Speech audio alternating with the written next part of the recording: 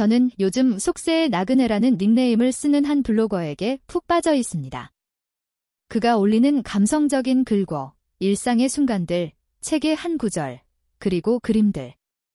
특히 과거에 그가 저를 위해 그려줬던 그림은 저를 그의 재능 앞에 무릎 꿇게 만들었죠. 미치도록 그가 좋았습니다. 그래서 저는 그의 SNS 메시지함을 저만의 일기장으로 삼았습니다. 오늘 뭘 먹었는지 같은 사소한 이야기부터 생리주기가 며칠인지, 심지어 베란일에는 대담하게 추파를 던지기도 했죠. 오빠, 복근 좀 보여주면 안 돼요? 오빠, 한번 만져보면 안 돼요? 오빠, 제가 원래 이렇게 밝히는 게 아니라 그냥 자제력이 좀 부족한 거예요. 오빠, 요즘 저한테 너무 차가운 거 아니에요? 좀 더 뜨겁게 대화하면 우리 관계가 다시 불타오를지도 모르잖아요. 전부 인터넷에서 긁어모은 유치한 문장들이었지만 저는 한참을 웃고 나서야 메시지를 보냈습니다. 그의 팔로워는 200만 명이 넘고 게시물 하나에 댓글과 공유가 수만 개씩 달리니 설마 제 메시지를 보겠어 하는 마음이었죠. 그러던 어느 날 문득 미친 목요일 이벤트가 생각나 저는 또다시 대담한 메시지를 보냈습니다. 오빠, 오늘 미친 목요일이니까 치킨 사 먹게 5만 원만 쏴줘요. 안 주면 복근 물어버릴 거야. 계좌번호는 XXXX. 몇 분 후. 제 은행 계좌로 5천만 원이 입금되었습니다. 저는 그 자리에서 얼어붙었습니다. 이게 혹시 우연일까 싶어 저는 다시 한번 메시지를 보냈죠. 하늘이시여, 제 최애를 남편으로 내려주신다면 얼마나 좋을까요? 그러자 상대방에게서 즉시 답장이 왔습니다. 안 돼. 저는 너무 놀라 휴대폰을 몇 미터 밖으로 던져버렸습니다. 맙서사, 이 사람이 정말로 내 메시지를 읽는다고? 그렇다는 건 제가 그동안 보냈던 그 정신 나간 추파들을 그가 전부 봤다는 뜻이잖아요. 심지어 제 생리주기, 몸무게, 3사이즈까지 전부 다요. 이건 뭐 맨몸으로 거리를 활보한 것과 다를 바가 없었습니다. 지금 계정 삭제하면 아직 늦지 않았을까요? 그 후 며칠 동안 저는 SNS에 접속할 엄두도 내지 못했습니다. 제 절친인 서교가 저를 위로했죠. 괜찮아, 괜찮아. 어차피 그 사람 너 본 적도 없고 평생 엮일 일도 없는데 뭘 그래? 실제로 만나더라도 내가 말 안 하면 그 SNS 계정이 내 건지 누가 알겠어? 그리고 맨날 얼굴도 안 보여주는데 혹시 엄청 못생겼을 수도 있잖아. 그런 사소한 일에 신경 쓰지 말고 내일 나랑 친구 결혼식 가서 새로운 훈남들이나 만나자. 하긴 그는 뒷모습 사진 몇 장 외에는 그림 그리는 손만 공개했을 뿐 얼굴을 보여준 적은 없었습니다. 길고 뼈마디가 뚜렷한 손가락, 살짝 솟아오른 푸른 힘줄은 남성미가 넘쳤지만 손이 예쁘다고 얼굴까지 잘생긴 건 아니니까요. 속세의 나그네는 못생겼다고 스스로를 세뇌하자 신기하게도 마음이 편안해졌습니다. 잘생긴 남자에게만 관심 있는 제게 그의 외모는 중요한 문제였으니까요. 역시 제 친구답게 단 몇 마디로 저를 구슬렸습니다. 다음 날 저는 서교를 따라 친구의 결혼식에 갔습니다.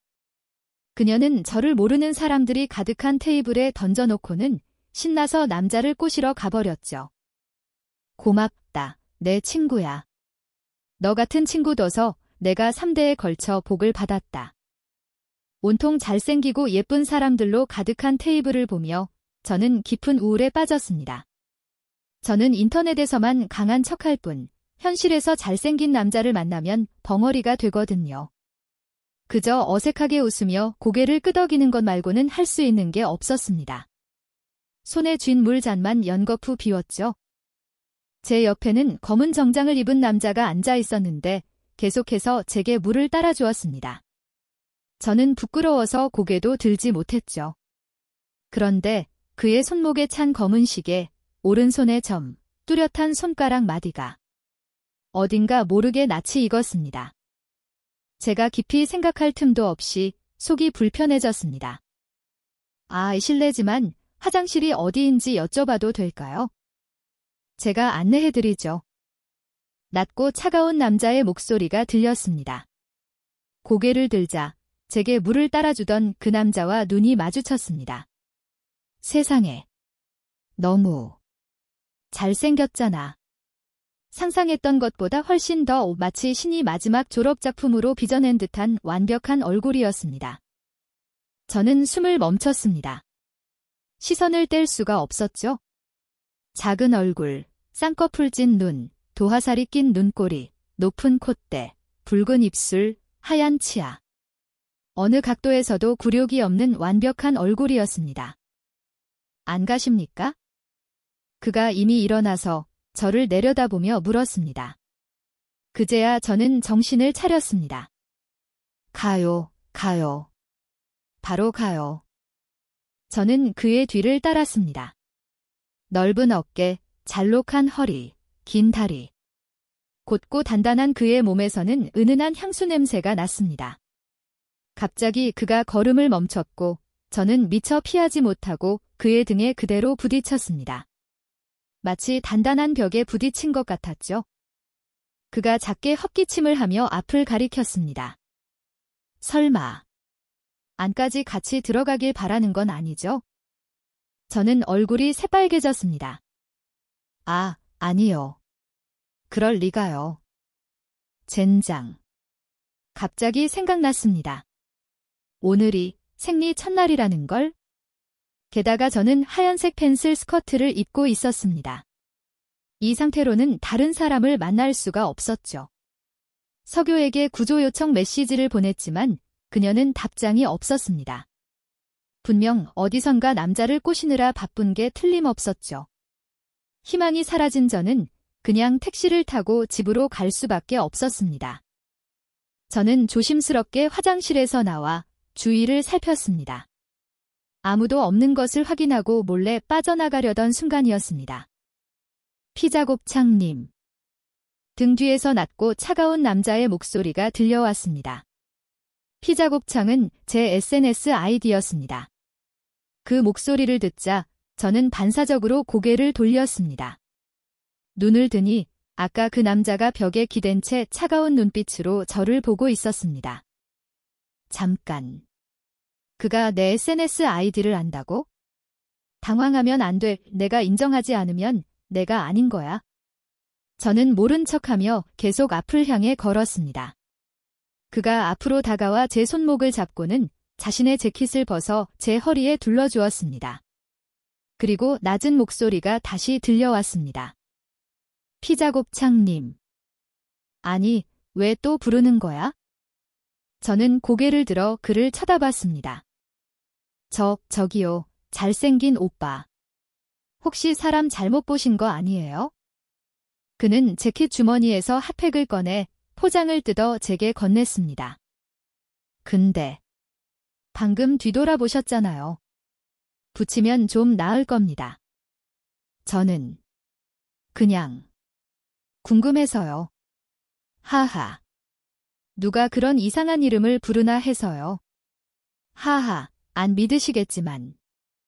그는 입꼬리를 살짝 올리며 웃었습니다. 그만 연기해요. 내가 속세의 나그네입니다. 저도 애써 따라 웃었습니다. 속세의 나그네요? 저는 이슬비 속의 나그네인데요. 하하하하. 몇 초 웃다가 저는 더 이상 웃을 수가 없었습니다. 잠깐만. 속세의 나그네라고? 며칠 전 내 명예를 완전히 짓밟아버린 그 사람. 하지만 석유는 그가 못생겼다고 했는데 세상이 이렇게 좁다고? 왜 하필 지금 그가 나를 알아본 거지? 설마 그 5천만 원을 돌려달라는 건가? 하지만 난 이미 그 돈으로 최신 한정판 가방을 사버렸는데. 게다가 부모님은 내가 선을 거절했다는 이유로 이번 달 용돈을 끊으셨단 말이다. 정말 돈이 없는데? 순간 귀가 확 달아올랐습니다. 아, 이 재킷은 어떻게 돌려드리죠? 연락처 추가하죠. 그가 휴대폰을 꺼내 QR코드를 보여주며 제게 스캔하라고 했습니다. 아니, 진짜 5천만 원을 돌려받고 싶은 건가? 저는 서둘러 허리에 두른 재킷을 벗어 그에게 돌려주었습니다. 아니면 그냥 재킷을 바로 돌려드릴게요. 굳이 연락처 추가할 필요 없이요. 한정판 가방을 위해서라면 돈보다는 체면을 버리기로 결심했습니다. 하지만 그가 갑자기 제 손을 잡고 귓가에 가까이 다가와 속삭였습니다. 설마 앞으로도 계속 SNS로만 연락하고 싶은 건가요? 저는 즉시 손을 뺐습니다. 아, 아니요. 제가 추가할게요. SNS는 제 인생 최대의 흑역사입니다. 당분간은 쳐다보기도 싫다고요. 테이블로 돌아가 가방을 챙기자 사람들의 시선이 온통 의미심장하게 변했습니다. 오, 고시환. 드디어 움직이는구나. 속세의 나그네는 웃으며 가장 시끄럽게 떠드는 친구의 어깨를 가볍게 쳤습니다. 닥쳐. 그는 안에 아무것도 입지 않은 흰 셔츠 차림이었는데 살짝 드러나는 근육 라인이 정말 완벽했습니다. 만져보고 싶은 충동이 들었죠? 그에게서 메시지가 왔습니다. 집에 도착했나요? 도착하면 생강차 끓여 마시고 너무 아프면 약 먹어요. 휴대폰이 울릴 때마다 심장이 쿵 내려앉았습니다. 이렇게까지 신경 써주는 걸 보니 아직 5천만 원의 미련이 남은 걸까요? 재촉하지 마세요. 재촉하지 마세요. 정말 돈 없단 말이에요? 저는 그의 메시지를 무시하고 방해금지 모드로 설정했습니다. 하지만 이대로는 안 될 것 같았죠. 어쩔 수 없이 부모님께 도움을 요청했습니다. 내가 선자리에 나가기만 하면 바로 용돈 보내줄게. 네, 어머니. 사랑해요. 당장 약속 다시 잡아주세요. 저는 손을 내밀며 당장 돈을 보내달라는 신호를 보냈지만 어머니는 제 손을 매정하게 쳐내셨습니다. 만나고 나서 얘기해. 내 머릿속에 또 무슨 꿍꿍이가 있는지 누가 알겠니? 어쩔 수 없이 저는 얌전히 고개를 끄덕였습니다. 엄마. 그냥 만나기만 하는 거죠? 꼭 사귀어야 하는 건 아니죠? 내가 마음에 안 들면? 어머니는 눈살을 찌푸리셨습니다. 왜? 혹시 마음에 둔 사람이라도 있니? 아니요. 없어요. 제가 누굴 만날 기회가 어디 있어요? 저는 찔려서 즉시 부인했지만 머릿속에는 속세의 나그네의 얼굴이 떠올랐습니다. 하유연, 너 무슨 꿈을 꾸고 있는 거야? 다음 날 저는 선볼 상대와 카페에서 만나기로 했습니다. 이상하게도 어젯밤 내내 머릿속이 속세의 나그네 생각으로 가득했습니다. 심지어 꿈에도 그가 나타났죠. 꿈에서 그는 저를 벽으로 몰아붙이고 강제로 키스하며 자기 여자친구가 되라고 했습니다. 오래전부터 저를 좋아했다고 말했죠. 꿈속의 그는 현실보다 더 잘생겼습니다. 넓은 어깨, 잘록한 허리, 손등에 솟은 흰줄까지 남성적인 매력이 넘쳤죠. 꿈이 한창 절정으로 치닫고 있을 때 어머니의 전화에 잠이 깼습니다. 짜증나서 일어나기 싫었지만 억지로 침대에서 기어 나왔습니다. 저는 일부러 가장 촌스러운 옷을 고르고 최악의 화장을 하고 머리는 라면처럼 꼬불꼬불하게 말았습니다. 커다란 검은 뿔테 안경까지 쓰고 나서야 선볼 상대를 만나러 갔죠. 왜냐고요? 단순히 그에게 잘 보이고 싶지 않았기 때문입니다. 제 마음속에는 이미 다른 사람이 있었으니까요. 게다가 듣자 하니 선볼 상대가 제게의 황태자라는데 그런 조건의 남자가 왜 굳이 선을 보겠어요?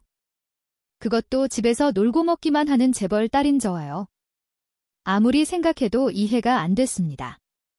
병이 있지 않다면 아주 심각한 병이 있거나 못생겼거나 아주 못생겼거나 신체에 문제가 있거나 남자를 좋아하거나 제 마음속에 빛나는 달과 같은 속세의 나그네와는 완전히 달랐죠. 하얀 피부, 큰 키, 긴 다리, 흠잡을 데 없는 얼굴. 남편의 자랑, 아내의 자부심. 헛된 꿈을 꾸고 있을 때 속세의 나그네가 제 눈앞에 떡하니 나타났습니다. 그는 비스듬히 앉아 다리를 꼬고 긴 검지로 테이블을 가볍게 두드리며 제게 고개를 끄덕였습니다. 분명 어젯밤에 잠을 설쳐서 헛것이 보이는 걸 거야. 저는 눈을 세게 비볐습니다. 피자곱창님. 그가 또 저를 불렀습니다. 그만 좀 불러요.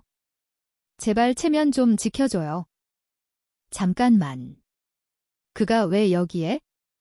설마 5천만 원을 받아내려고 일부러 저를 찾아온 건가? 심장이 쿵 내려앉았습니다. 하지만 나 아직 돈 없는데. 가방을 팔기는 싫고 아니면? 그도 선을 보러 온 걸까? 마음속에 아주 불길한 예감이 피어올랐습니다.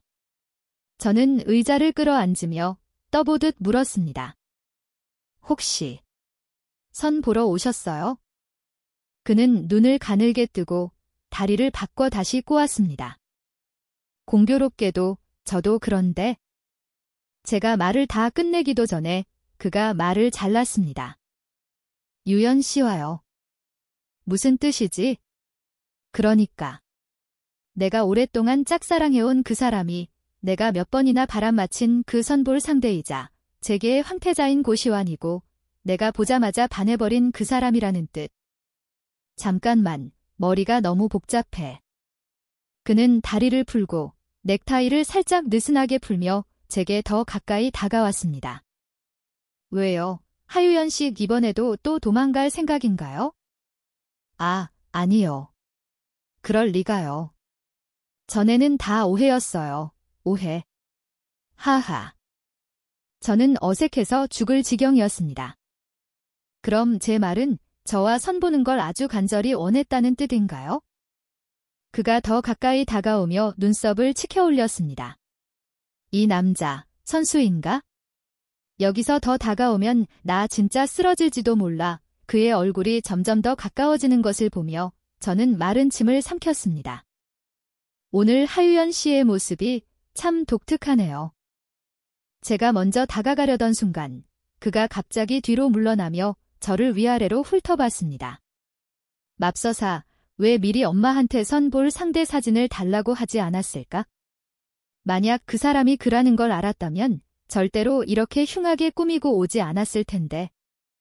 원래 SNS 사건 때문에 그의 눈에 비친 제 이미지는 이미 바닥을 쳤는데 이제 제 가장 꼴사나운 모습까지 그에게 보이고 말았습니다. 이제 어떻게 그를 쫓아다니란 말인가. 저는 태연한 척, 제 작은 곱슬머리를 살짝 넘기며 여유로운 척했습니다. 뭘 모르시네. 이건 바로. 말이 채 끝나기도 전에 분홍색 원피스를 입고 에르메스 가방을 든 한 여자가 곧장 달려왔습니다. 나쁜 자식. 애인 있으면서 나랑 선을 봐? 그녀는 고시환을 향해 커피를 그대로 뿌렸습니다. 그는 태연하게 주머니에서 손수건을 꺼내 천천히 닦아냈죠. 저는 완전히 멍해졌습니다. 고시환이 여자친구가 있다고? 그런데도 선을 봐. 그것도 나하고만 본 게 아니라고? 생각할수록 화가 머리끝까지 치밀어 올랐습니다. 저도 커피잔을 들고 그의 얼굴에 그대로 뿌렸습니다. 나쁜 자식. 겉으로는 멀쩡하게 생겨서는 속은 완전 쓰레기잖아. 하긴 그는 제게의 황태자니까. 이 동네 부잣집 자식들 중에 바람둥이 아닌 놈이 어디 있겠어. 게다가 그의 SNS에는 수백만 명의 팔로워가 있고 매일같이 저 같은 여자애들이 메시지를 보낼 텐데. 그가 왜 나한테만 관심을 갖겠어. 내가 왜 특별하다고 생각했을까? 하지만 저를 더 화나게 한 것은 그가 전혀 화를 내지 않았다는 겁니다. 심지어 입꼬리를 올리며 웃기까지 했죠. 미친놈. 저는 한마디 쏘아붙이고 가방을 챙겨 뒤돌아 나가버렸습니다. 그와 불쾌하게 헤어진 그날 밤, 저는 석유에게 끌려 클럽에 갔습니다. 키 185cm가 넘는 남자 댄서 몇 명을 불렀죠. 모두 검은 민소매를 입고 있었는데 근육이 과하지 않으면서도 충분히 매력적이었습니다. 분명 제 취향인데도 이상하게 아무도 눈에 들어오지 않았습니다. 머릿속은 온통 그 쓰레기 같은 고시환 생각뿐이었죠. 남자 댄서들이 술을 따라주며 제 기분을 풀어주려 했지만 저는 모두 거절했습니다. 낮에 있었던 일을 생각할수록 화가 나서 참지 못하고 몇 잔을 연거푸 들이켰습니다. 술기운에 얼굴이 화끈거리고 머리가 어지러질했죠. 저는 비틀거리며 일어나 술잔을 든 채 석유에게 횡설수설했습니다. 교야, 교야. 들어봐. 이놈들 보지마. 하나같이 다 잘생겼지만 사실은 누구보다 더러운 놈들이야. 잘생긴 놈들은 말이야. 좋은 놈이 하나도 없어. 더 마시자. 석유가 제 옷을 잡아당겼습니다. 얘야, 그만 마셔. 너 나중에 취해서 뻗으면 내 부모님한테 나 죽어. 저는 고개를 저으며 반항했습니다. 나 안 취했어. 말이 끝나기도 전에 저는 한 남자의 품으로 그대로 쓰러졌습니다. 교야. 내 교야 어딨어? 저는 눈을 돌려 주위를 살폈지만 석유의 모습은 보이지 않았습니다. 움직이지 마. 낮고 익숙한 목소리가 머리 위에서 들려왔습니다. 저는 고개를 들어 눈앞의 남자 얼굴을 덥석 잡았습니다. 이 오빠, 왜 그 쓰레기 같은 고시원이랑 똑같이 생겼지? 내 얼굴 꼬집지 마. 그가 제 손을 피했습니다. 이렇게 잘생긴 얼굴 한 번 만지면 어때서? 만지는 것뿐만 아니라 저는 가까이 다가가 유심히 관찰했습니다. 헤헤. 오빠, 목말라요? 방금 침 삼키는 거 봤는데. 나 물리는데 마실래요? 저는 테이블 위에 술잔을 집어 그의 입가에 가져다 댔습니다. 헤헤, 안 줄 건데. 내가 마셨거든. 말하며 제가 직접 술을 마시려던 순간 그가 술잔을 빼앗아 차갑게 말했습니다. 하유연. 취했어. 제대로 봐, 내가 누군지. 남자 댄서잖아, 누구긴. 제대로 보라고. 나, 고시환이야. 그는 제 가방을 목에 걸고 저를 공주님처럼 안아 들었습니다. 집에 데려다 줄게. 저는 반사적으로 몸부림쳤습니다. 안 돼. 집에 가면 안 돼. 아빠 엄마한테 맞아 죽을 거야. 그럼 어디로 가? 오빠네 집. 헤헤. 저는 그의 이마를 콕콕 찔렀습니다. 고시환은 몇 초 멈칫하더니 낮은 목소리로 말했습니다. 후회하지 마. 저는 다음 날 정오가 되어서야 잠에서 깼습니다. 눈을 뜨자마자 제가 한 첫 번째 일은 소리를 지르는 것이었죠. 엄마. 오늘 아침 뭐예요? 하지만 바로 그 순간 천장에 낯선 샹들리에와 검은색 침대 시트가 눈에 들어왔습니다. 저는 스프링처럼 벌떡 일어났습니다. 젠장. 여기 어디야? 제 시선이 침대 옆 탁자 위에 익숙한 시계에 닿았습니다. 고개를 숙여 침대 시트의 향기를 살짝 맡아보았습니다. 고시환의 집이었습니다. 그것도 제가 직접 오자고 해서 온 곳이었죠. 저는 고개를 숙여 제 옷을 확인했습니다. 다행히 그대로였습니다. 신발을 들고 저는 살금살금 침실을 빠져나왔습니다. 거실에 나오니 아무도 없었죠. 안도의 한숨을 내쉬며 문고리를 잡고 나가려던 순간이었습니다. 등 뒤에서 익숙하고 낮은 목소리가 들려왔습니다. 어디 가요? 아침으로 죽 끓여놨는데. 젠장. 저는 방어하듯 신발을 들어 올리며 억지로 딱딱한 미소를 지었습니다. 죽이요. 저 안 먹어요? 엄마가 집에 끓여놓으셨거든요. 저 먼저 갈게요. 인연이 있다면 다시는 보지 맙시다. 문을 열자마자 문을 두드리려던 몇 사람이 눈에 들어왔습니다. 형수님. 아니, 시환이 형 집에 사람이 있었네. 우리가 너무 일찍 왔나봐. 더 늦게 올걸. 그의 친구들에게 제가 그와 동거하는 것으로 오해받는 것은 바람 피우다 걸리는 것보다 더 창피했습니다. 저는 얼굴이 굳어 황급히 손을 저었습니다. 아니에요. 저 지금 바로 가요. 다들 재밌게 노세요. 들어와. 고시환의 얼음장 같은 목소리가 등 뒤에서 들려왔습니다. 저는 움찔했습니다. 그들은 큰 가방, 작은 가방을 들고 집 안으로 들어왔죠.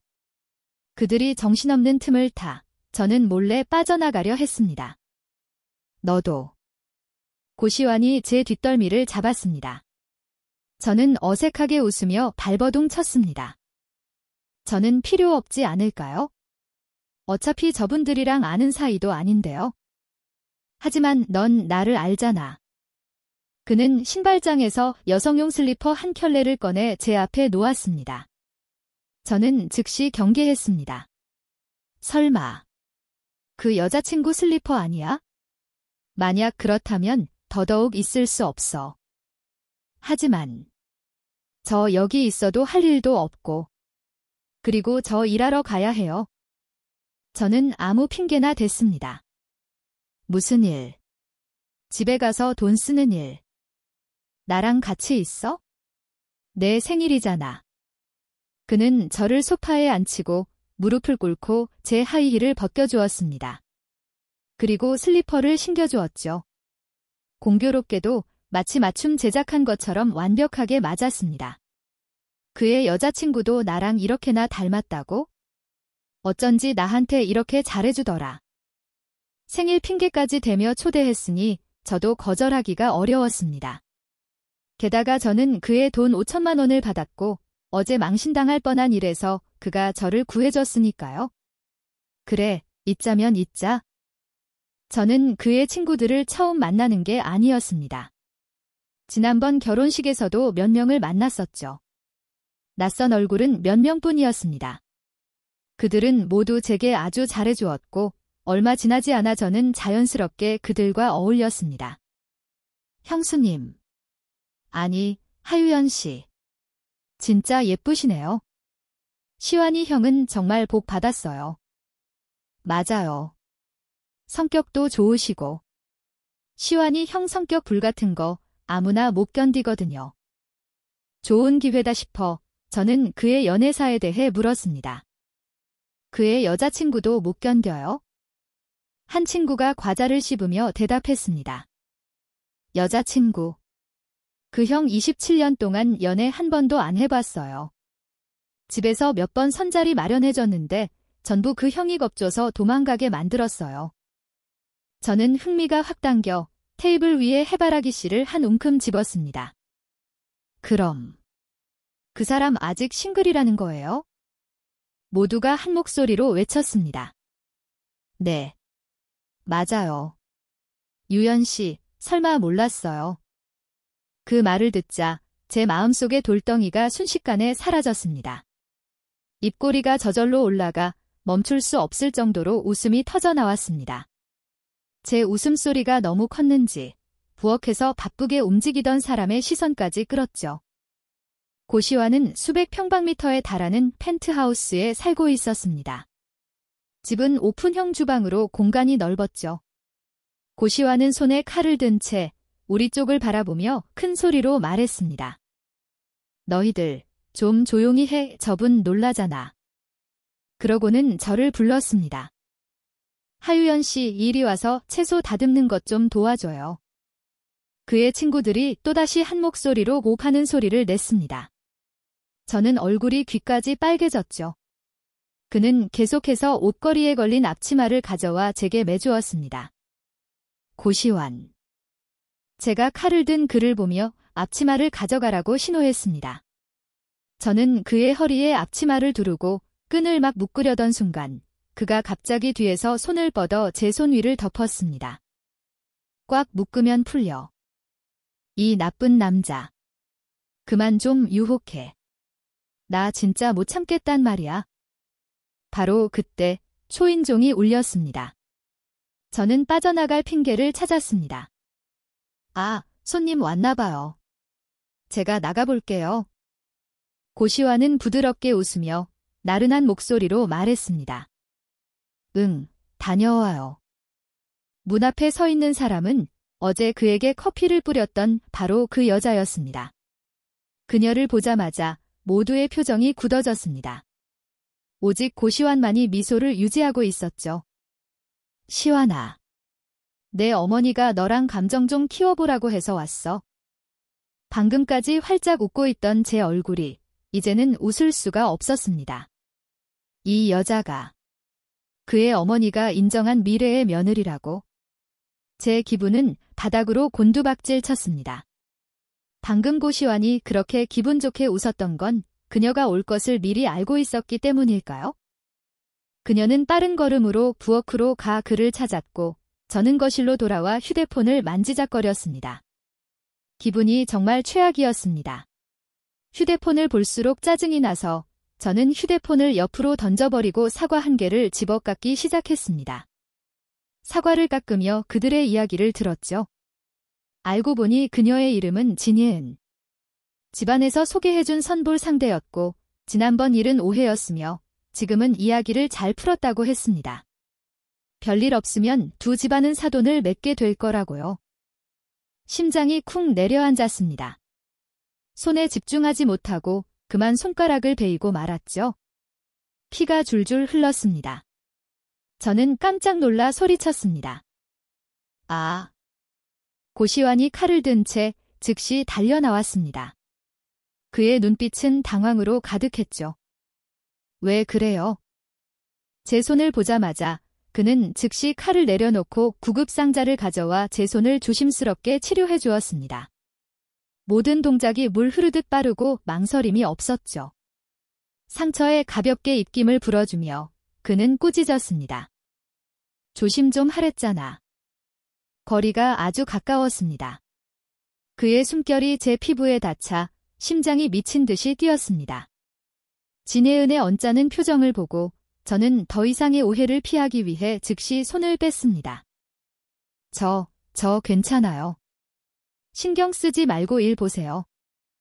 식사가 시작되자 진혜은은 자연스럽게 고시환이 빼준 의자에 앉았습니다. 저는 자각적으로 두 사람에게서 최대한 먼 자리를 골랐죠. 하지만 채 앉기도 전에 하유연 씨 이리 와서 내 옆에 앉아요. 고시환이 옆자리를 잡고 제게 오라고 신호했습니다. 진혜은 씨는 육선 옆에 앉아요. 오.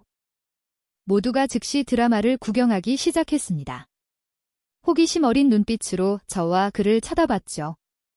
고시환이 서둘러 해명했습니다. 하유연 씨는 다들 잘 모르니까 놀랄까 봐 그래요. 오, 그런데 시환이 형이랑은 친한가 보네. 시환이 형 이렇게까지 보호해주는데도 솔로 탈출 못하면 내가 형 무시한다. 테이블 전체가 웃음바다가 되었습니다. 모두가 그를 놀려댔죠. 오직 진혜은만이 수처럼 검어진 얼굴로 앉아 있었습니다. 딩동. 초인종이 울렸습니다. 시환이 형. 생일 축하해. 늦어서 미안. 여자친구랑 데이트하느라 바빴거든. 유지호, 자랑은. 꼭 너만 여자친구 있는 것처럼 구네. 시환이 형, 저놈 한 대 쳐줘. 방 안이 또다시 시끄러워졌습니다. 온 사람은 어제 고시환에게 맞았던 그 남자였습니다. 하지만 더 중요한 것은 그의 옆에 석유가 있었다는 거죠. 그녀가 여기 왜? 두 사람은 제 옆에 앉았습니다. 저는 눈짓으로 무슨 일이냐고 물었죠. 제대로 설명 안 하면 가만 안 둘 거야. 하지만 그녀는 제 귓가에 가까이 다가와 작게 물었습니다. 너는 뭔데? 옷이 어제랑 똑같잖아. 설마 고시환네 집에서 밤새운 거야? 대박. 진도 엄청 빠르네. 무슨 진도야? 헛소리 하지 마. 저는 그녀를 가볍게 쳤습니다. 이때 육선이 말했습니다.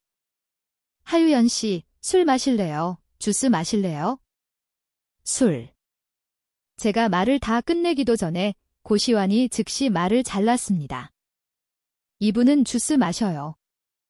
그가 제 귓가에 가까이 다가와 낮은 목소리로 말했습니다. 어젯밤 일 잊었어요. 어젯밤. 어젯밤이 어쨌다고? 분명 아무 일도 없었는데. 오 하하하. 알겠다. 시완이 형, 정말 자상하시네. 뭘 안다는 거야? 사람들이 떠드는 건 무섭지 않았습니다. 사람들이 자기들 멋대로 상상해서 떠드는 게 무서웠죠. 이렇게 다들 열심히 떠들어대는 걸 보니 온방 안 사람들이 저와 고시완을 엮어주려는 것 같았습니다. 자, 다 같이 잔을 들고. 우리 시완이 형 27번째 생일을 축하하며 회사 대박나고 빨리 형수님 맞이하길 기원합니다. 육선이 잔을 들자 모두가 일제히 잔을 들었습니다. 시완이 형, 생일 축하해. 고시완은 저를 몇 초간 뚫어지게 쳐다보더니 잔을 들었습니다. 그래, 건배. 그런데 왜 다들 저를 쳐다보는 거죠? 파티가 반쯤 지났을 때 몇몇은 술에 취해 헛소리를 하기 시작했습니다. 고시완, 누가 파티를 대낮에 해? 그것도 집에서 요리까지 하고. 내가 보기에 넌 누구한테 요리 실력 자랑하고 싶은 거잖아. 맞아, 맞아. 밖에서 놀자니까 싫다고 하더니 집에서 현모양처 놀이하고 있네. 하하. 하유연 씨, 내 말 잘 들어요. 고시완, 저놈 완전 남자 여우예요. 엄청 음흉하다고요. 저놈 덫에 걸리지 않게 조심해요. 고시완이 마른 기침을 한 번 했습니다. 그의 눈빛이 차가워졌죠. 술 취한 놈들은 입 다물어. 안 그러면 내가 너희들 과거 흑역사 다 불어버리는 수가 있어. 어장관리 당한 놈, 바람 맞은 놈. 오케이, 나 입 다물게. 잠깐만, 그 흑역사가 뭔데요? 드라마 소식을 듣자마자 저는 호기심을 참지 못하고 그를 쳐다봤습니다. 그는 부드럽게 웃으며 낮은 목소리로 말했습니다. 나중에 천천히 얘기해 줄게요. 오, 말해주는 거나 마찬가지잖아. 아니, 안 들을 건데.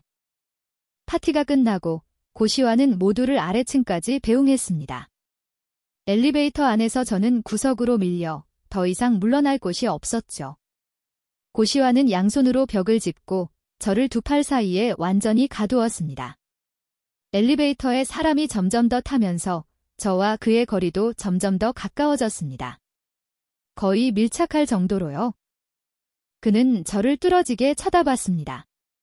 깊고 압도적인 그의 눈빛에 저는 얼굴이 빨개져 고개를 들 수 없었죠. 볼수록 깊이 빠져들었습니다. 심장이 터질 듯이 뛰었죠. 태어나서 처음으로 21층에서 1층까지 내려가는 시간이 이렇게 길게 느껴졌습니다. 그가 제 귓가에 가까이 다가왔습니다. 그의 목소리는 낮고 거칠었죠. 복근. 보고 싶어요. 가슴은. 물어보고 싶어요. 이건 또 무슨 새로운 공개 처형 방식인가. 제 얼굴이 불타는 듯 뜨거워졌습니다. 오늘 그는 얇고 가벼운 흰 셔츠를 입어 근육 라인이 희미하게 비쳤죠. 그 말을 듣고 저는 대답하지 않았지만 저도 모르게 몇 번 훔쳐보며 침을 삼켰습니다. 고시완은 여전히 저를 뚫어지게 쳐다봤습니다. 마치 얼굴에 내가 널 쫓아다니고 싶다고 써 붙일 기세였죠. 그만 좀 놀려요. 이 나쁜 남자. 1층에 도착하자마자 저는 즉시 도망쳐 사람들 무리에 섞여 차를 타고 떠났습니다. 백미러를 통해 보니 그가 그 자리에 서서 기쁨이 가득한 부드러운 미소를 짓고 있었습니다. 저는 확신했습니다. 그도 저를 좋아한다는 것을요. 며칠 후 저는 엄마에게 용돈을 달라고 했습니다. 제가 얌전히 선을 보고 와서 상대방을 칭찬까지 하는 것을 보고 어머니는 아주 만족해하셨죠. 기분이 좋아지신 어머니는 제게 1억 원을 보내주셨습니다. 저는 너무 기뻐서 미칠 것 같았죠. 그를 쫓아다니기로 결심했으니 그의 눈에 비친 제 이미지를 다시 세워야 했습니다. 그래서 저는 즉시 고시완에게 5천만 원을 돌려보냈습니다. 그러고는 바로 백화점으로 달려가 오랫동안 눈여겨봤던 가방을 샀죠. 몇 분 후 그에게서 메시지가 왔습니다. 무슨 뜻이죠? 이렇게까지 칼같이 계산해야 하나요? 꼭 5천만 원을 돌려줘야겠어요? 나 그 돈 없어도 되는데? 아니면 나랑 관계를 끊고 싶은 건가요?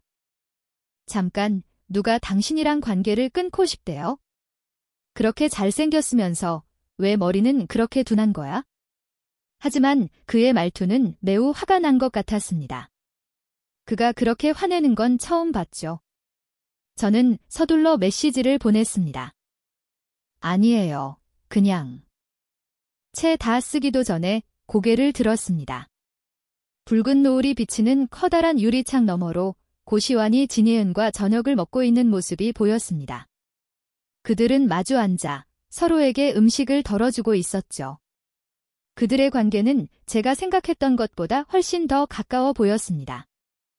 어제는 저를 그렇게 희롱하더니 오늘은 돌아서서 다른 여자와 저녁을 먹는다고? 진예은은 고시환 아버지가 주선한 선볼 상대고 연말에 결혼할 거라던데 어제 그의 친구들이 했던 말이 머릿속을 맴돌았습니다. 생각할수록 화가 나서 저는 방금 쓰다만 메시지를 지우고 다른 문장을 썼습니다. 네, 맞아요.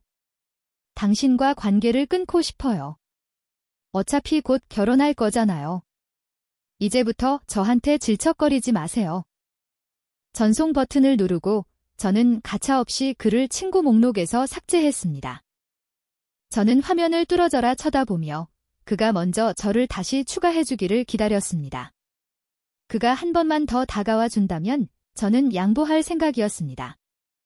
하지만 30분이 지나고 2시간이 지나도 휴대폰은 완전히 조용했습니다. 아무런 움직임도 없었죠. 저는 멍해졌습니다. 이 나쁜 자식. 나도 부모님이 금지옥엽으로 키운 보물인데 내가 뭔데 내 감정을 가지고 장난쳐. 마침내 밤 9시 그에게서 친구 추가 요청이 왔습니다. 왜 삭제했어요? 저는 화면을 뚫어지게 쳐다봤습니다. 오후 5시에 보낸 메시지를 이제야 답장하다니. 이제야 제가 자기를 삭제한 걸 알았다고?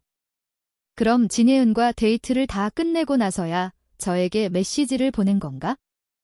저는 침대에 벌러덩 누워 팔다리를 뻗고 침대를 세게 내리치며 소리쳤습니다.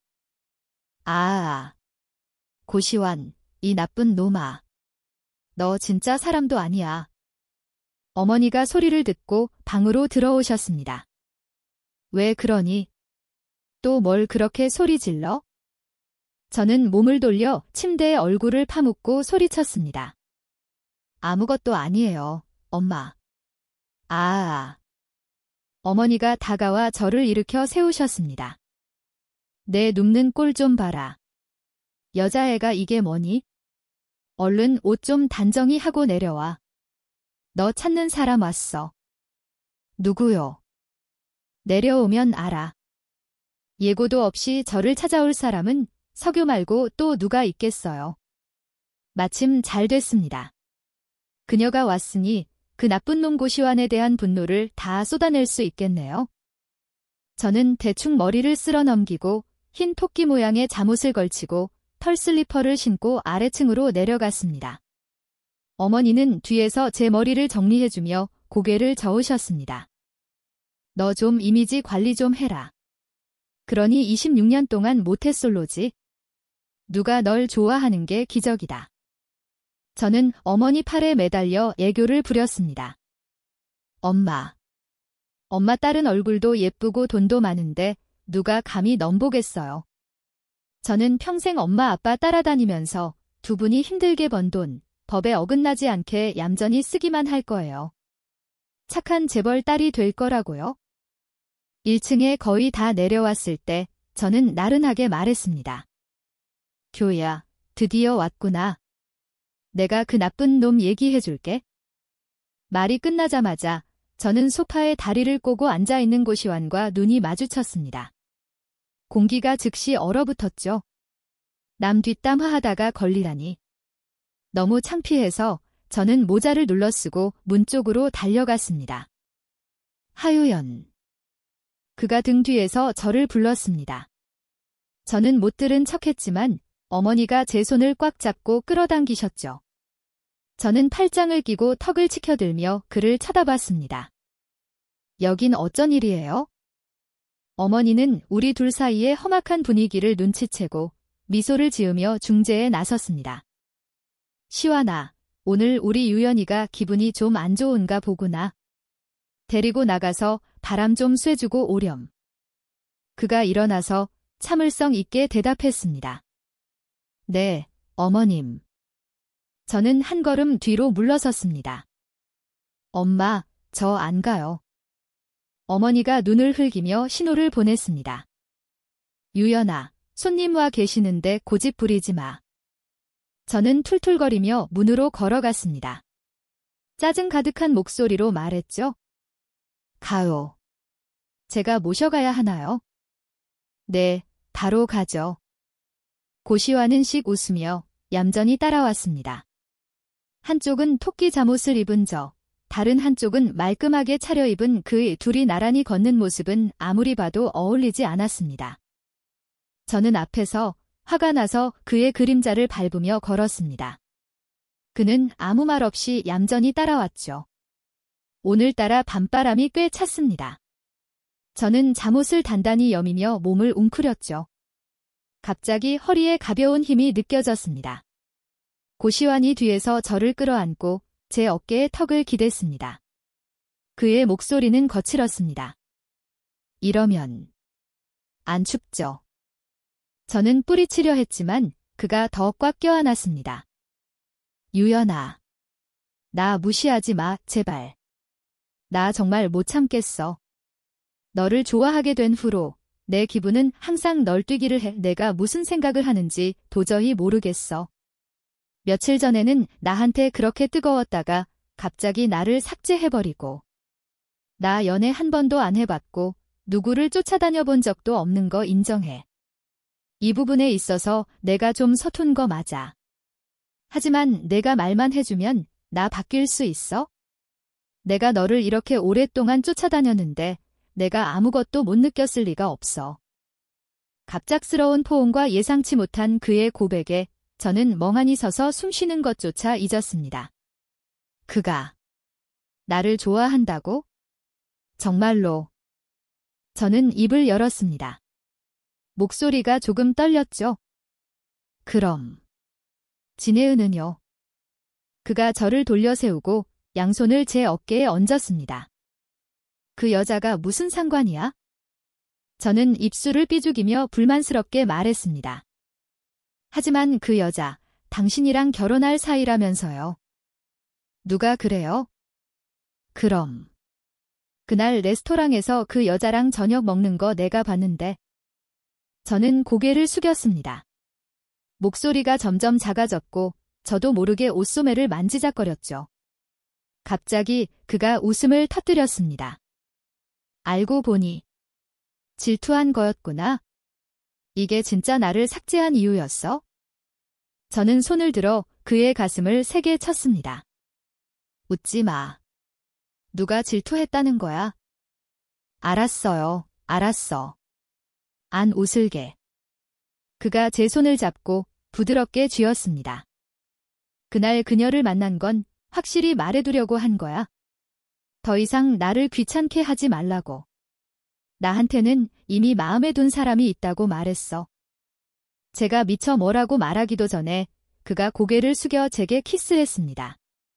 그의 입술은 부드럽고 기분이 아주 좋았습니다.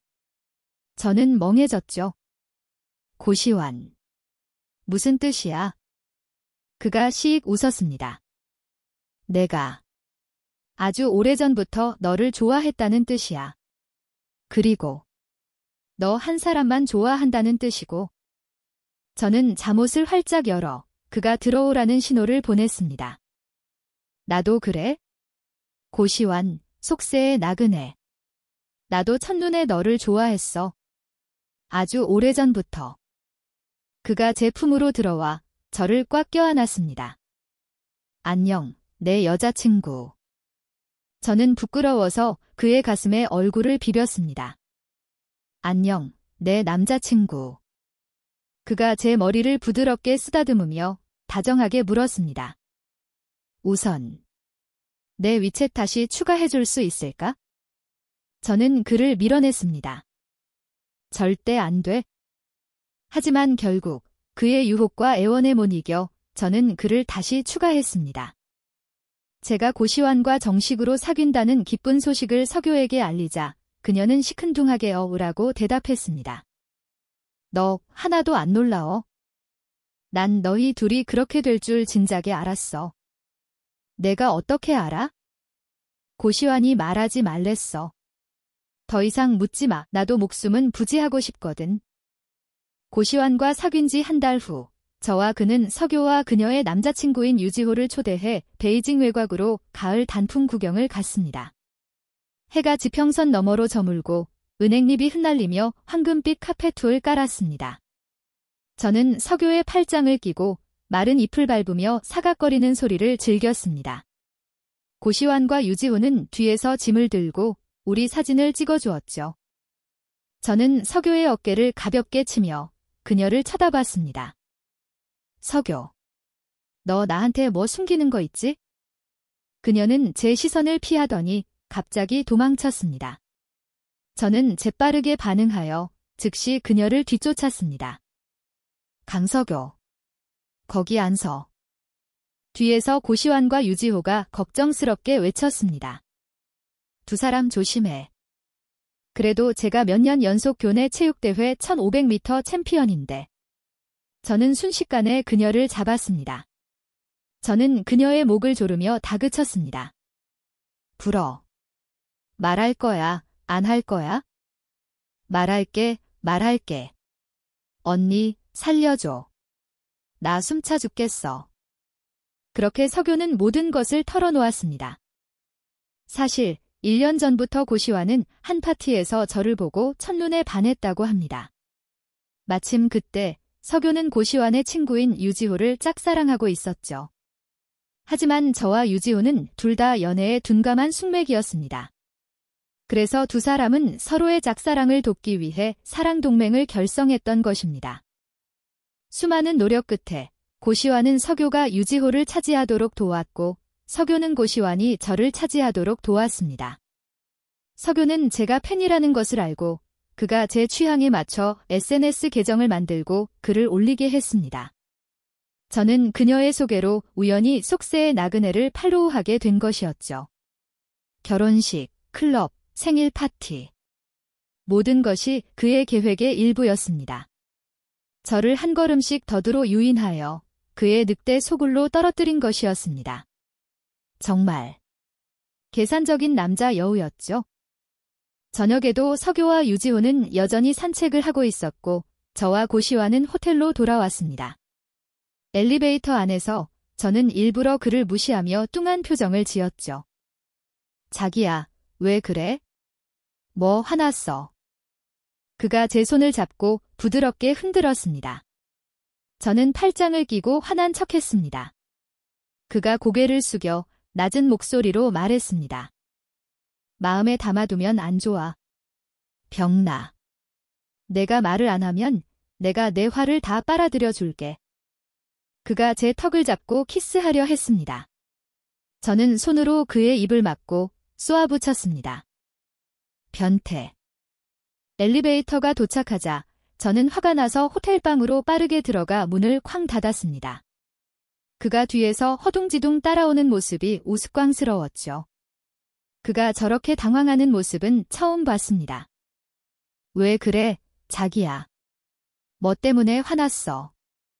저는 심호흡을 한 번 하고 그를 뚫어지게 쳐다봤습니다. 오빠, 복근 좀 보여주면 안 돼요, 라니. 저는 이를 갈며 말을 이었습니다. 고시환. 알고 보니 처음부터 전부 다 내 덫이었어. 그는 멍한 표정을 지었습니다. 덫이라니.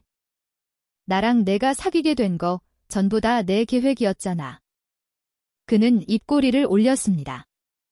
찔리기는커녕 제 허리에 팔을 두르고 끌어안았죠. 오, 그 얘기였어? 너를 쫓아다니면서 작은 속임수를 좀 쓴 건 인정해. 하지만 그가 얼굴을 가까이 대고 장난스럽게 웃었습니다. 너도 즐겼잖아. 저는 차갑게 콧방귀를 뀌며 일부러 그를 자극했습니다. 즐기긴 뭘 즐겨. 역시 아이돌 덕질이 최고야. 적어도 내 남편은 날 화나게 안 하거든. 노래도 잘하고, 춤도 잘 추고, 연기도 잘하고, 팬 서비스도 좋아서 감동 포인트가 항상 최고치인데. 역시나 그는 즉시 화를 냈습니다. 누굴 남편이라고 부르는 거야?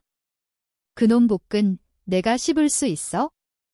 매일같이 내 남편이라고 외치는데 진짜 남편은 바로 여기 눈앞에 있잖아. 복근 마음껏 물어도 좋은데.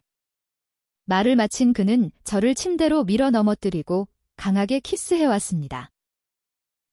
나 이제 말 안 할래. 그는 멈추려 하지 않았습니다.